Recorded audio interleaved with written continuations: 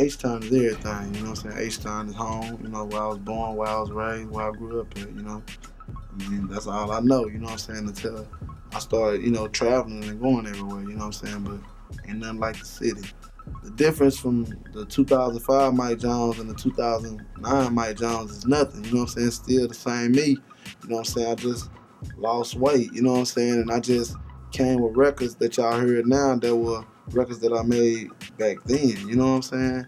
I mean, if you listen to Cuddy Buddy, I say, even though I'm chubby, you know what I'm saying? I was chubby when I wrote that, you know what I'm saying? So that record was made in '05, but y'all heard it in '09, you know what I'm saying? The same me, it just politics just kept me away from bringing everything to y'all when it was supposed to come. I don't know how you could really come over the politics of the label in these days, because I mean, you sign a deal with a label, you know, 5-album deal, 3-album deal, however you do your deal, and you really become partners in the deal. So that ain't just no deal you just do one time and go. Like my situation, we signed a number of album deals with the label. First album we came out, you know, we sold 2 million records, you know, out the gate, you know.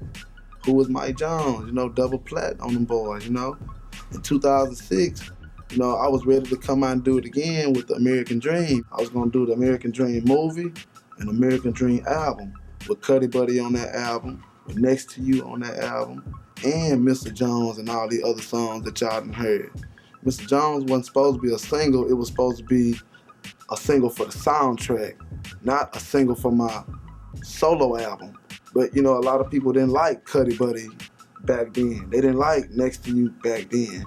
So when I seen that they didn't have the same vision I had then and didn't have the same enthuse in the music like I did, I held on to my records and I let them put out the EP and the soundtrack because I still wanted the fans to still get a visual of how I came to live the American dream. I wasn't able to do the album how I wanted to, but I still wanted to give them a visual. So I held on to these records, and in that time of going through politics with them, I was like, man, you know what, I got time now. You know, I can start working on my health and my image. I started, you know, hitting the treadmill, and I started substituting fat foods for Subway.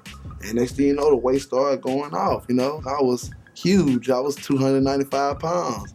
But since my records weren't able to come out with the vision I had at the time, I didn't know that a person's personal opinion could shut down my whole machine. And when that happened, that made me take 4 years away from being from the screen.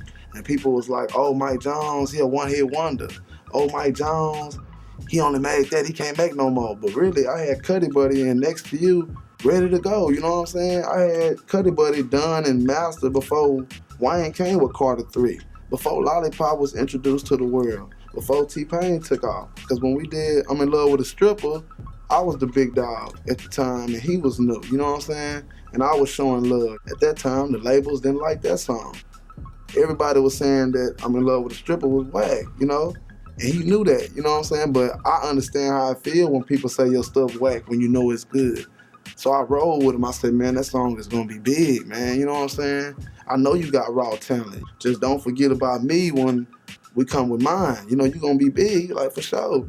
We did I'm in Love with a Stripper, shot 2 videos, you know what I'm saying? People weren't trying to represent for him at the time. So in the video, he rocking Ice Age. If you watch the videos, he was down with us, you know? And I'm ready to come out '06 with my hit.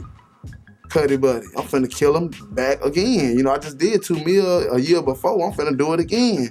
But, you know, since they didn't like it, you know, I'm like, what? You don't like Cuddy Buddy? You don't like Next to You? Shit, I ain't even finna put no album out there. Y'all don't feel it. You know, why am I finna give y'all this album and y'all don't feel it? It ain't gonna get the proper push. And when it come out, they gonna say Mike Jones failed. Nah, I can't take that. Y'all gonna put out the EP and the movie.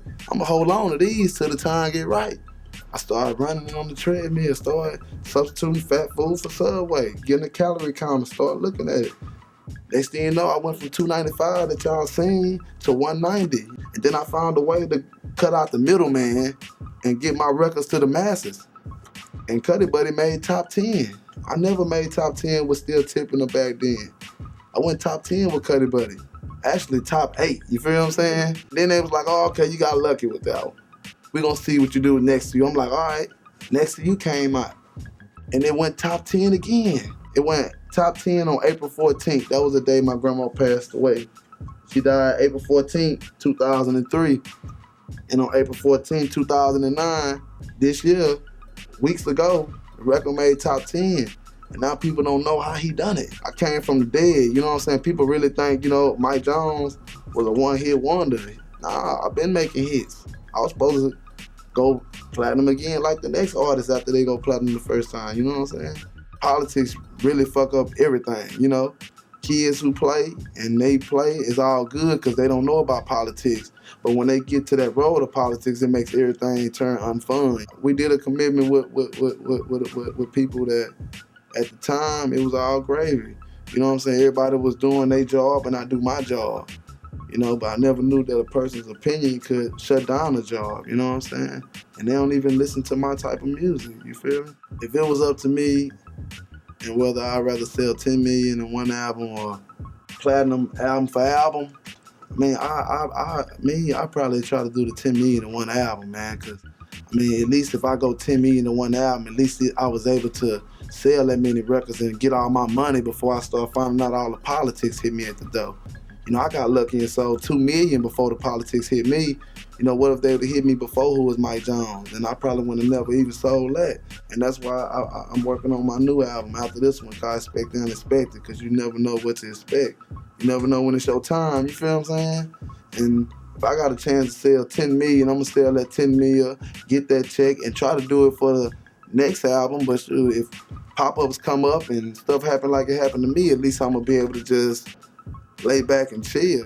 And the girl's trying to get my attention, like, hey, it's Future. And I'm like, I'm trying to tell her, like, man, it's raining. Like, why are you trying to get my attention? Like, chill. Like, I'm still driving. The other promoter by our car trying to make sure we good, I guess, but we can't move, you feel me? Like, my cousin finna pull off on some panicky type shit. I'm like, no, bro, you gonna get this whole fucking van shot up like it's over with. I was like, shit, I ain't got nothing left. What the fuck I'm about to do? Go, you know what I'm saying, hit the trap or, you know what I'm saying, be on some other shit, or we gonna try this shit again. And we tried that shit again. They don't give a fuck if we kill each other or not, man. They could care less, dog. You know what I'm saying? Because they'll take a gun, you know, lock you up for it, and sell that motherfucker back on the street, G.